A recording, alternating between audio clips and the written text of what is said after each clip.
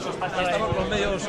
Soy los de sin techo. Decía Iker que quizás un poco de decepción, ¿no? El hecho de que al final ningún jugador de la selección española, ni tampoco usted mismo, se ha llevado un premio individual. Lo que hay que decir que los que lo han ganado no es inmerecido, han hecho méritos suficientes, tanto el entrenador como el jugador, como Leo Messi, méritos para ser el mejor. Es una lástima, bueno, que no hayan ganado algunos de los jugadores nuestros, porque yo creo que también se lo han merecido, pero era muy difícil elegir al mejor, muy difícil. Ese mes parecía que primaba más el Mundial que otras competiciones, ahora parece que es al revés.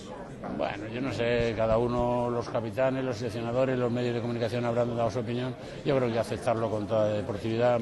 Aquí no ha perdido nadie, yo creo que hemos venido a compartir un premio, una fiesta del fútbol mundial, y aquí no ha perdido nadie. El valor que tiene Messi o el valor que tiene Xavi no se lo van a quitar nadie. ¿Usted cree que Messi va a ganar muchos más balones de oro? Bueno, pues claro, puede ser, ¿por qué no? Si sigue en esta línea que está jugando, desde luego que es candidato para ganar muchos más. ¿Vale? Muchas gracias.